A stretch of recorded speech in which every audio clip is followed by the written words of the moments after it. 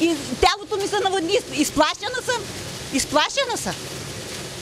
Изплашена съм, защото всичката вода е при мене. А какво ти наводни? А навътре ми влезе, щеше да влезе и столетната, ами аз стоях, пазех. Пазех е. Цяла нощ пазиш? Цяла нощ пазим, вчера след обед до сега.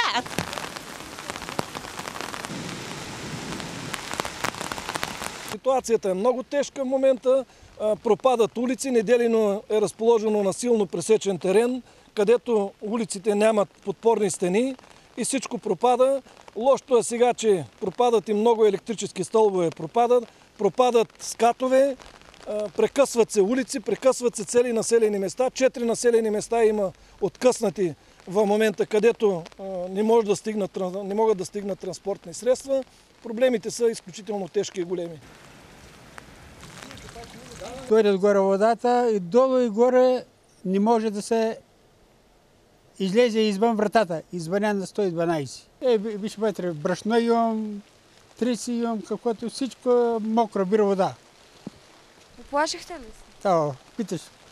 Питай ме гледа децата горе, внуците, какво става с тях. Хапчета им давам да могат да се освещат. Защото сутринта да върват на училище, изплашени, не могат да върват.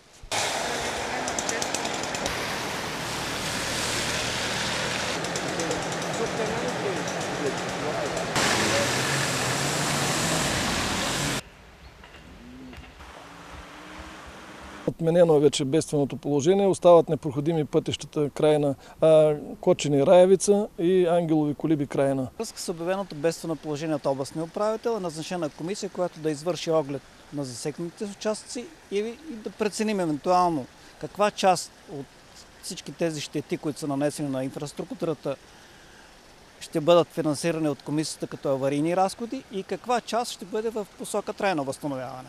Видяхте обаче и улица Напредък, където видяхте едни стълбове, които така са на ръба пред падане. Там какво?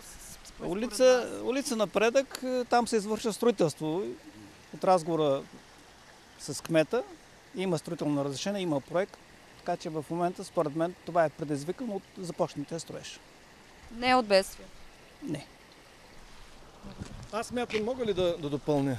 Аз смятам, че господина изобщо не познава работата вътре. От един канал, ако може да се предизвика всичко това, жестоко се лъже. Аз мисля, че свлачищният проблем се вижда и е ясно. И когато човек не познава един проблем, по-добре да не го пращат да гледа.